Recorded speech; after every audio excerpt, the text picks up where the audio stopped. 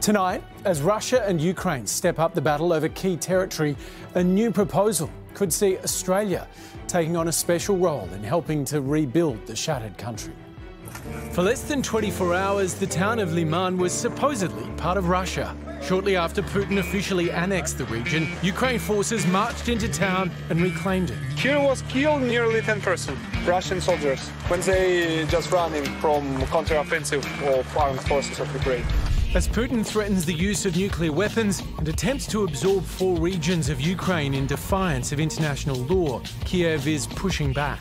Over the past 24 hours only, 3 settlements were liberated and stabilised from the fake referendum in the Kherson region. The movement is ongoing. In response to this counter-offensive, Moscow has hit targets deep inside Ukraine territory, hundreds of kilometres from the front line. Drones laying waste to buildings in the city of Bilatsevka. I heard the first strike. The second I saw and heard. There was a roar and then a boom, followed by an explosion. Well, there's no doubt that Putin is a very dangerous actor, but he's also very desperate. At no point in this war has his military delivered on what they promised him. All they've done for the last couple of months is lose ground.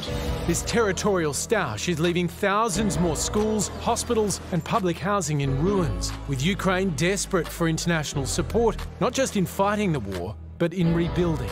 And Australia has a role to play, thanks to a bold proposal from Ukraine, an international recovery plan in which countries adopt a specific region to help rebuild. This shows that Zelensky is both a statesman and a strategist. He's providing purpose for his people. He's saying to them, we need to win this war, but there's something beyond this war. So far, 10 nations are on board. Turkey will help rebuild Kharkiv. Italy will assist with Odessa, with Finland, France and other countries taking on regions of their own. Ukraine has approached Australia to take part, proposing we team up either with Denmark to rebuild the Mykolaiv region or with the Netherlands in Kherson. Australia will continue working with partners to support Ukraine and consider all formal requests for further assistance. So, should Australia answer the call? Well, Ukraine's ambassador to Australia, Vasyl Miroshnichenko, joins us now. Ambassador, can you take us through the idea behind having countries adopt specific regions? Yes, it's an initiative of the president of Ukraine, which he's been proposing to different world leaders, asking them to adopt a region in Ukraine to help with fast recovery and reconstruction. What that means is actually broad, because the money can come from the government, the money can come from the corporates, from regional governments, from municipalities, from just wealthy individuals who can contribute to help with the rebuild of schools, hospitals, utilities, and other critical infrastructure in the long run. So you've seen different countries already adopting regions. So what I'm really concerned about, that we're going to run out of regions in Ukraine and there will be nothing left for Australia.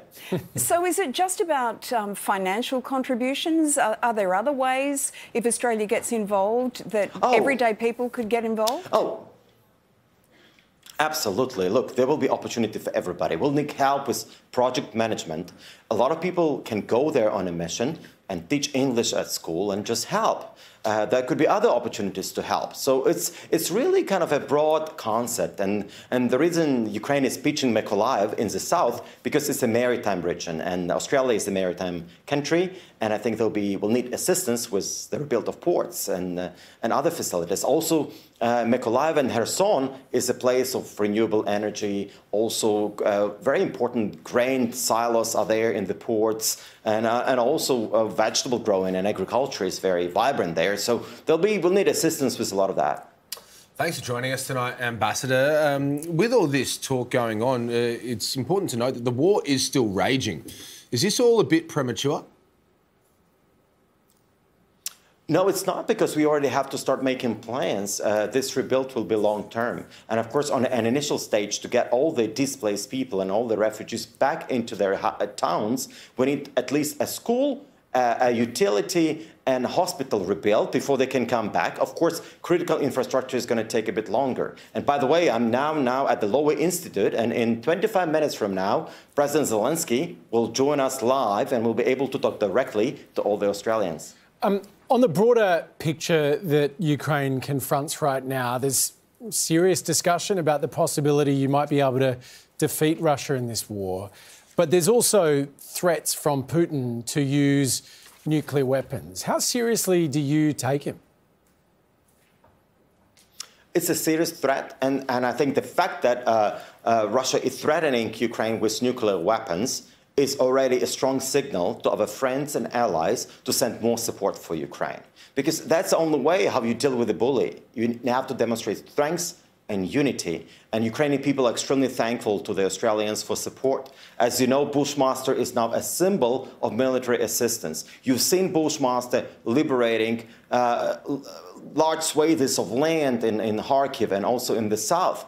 And this is really phenomenal. And I think it's in the interest of Australia that we win. Vasil, thanks for your time tonight. Appreciate it, Ambassador. Thanks a lot.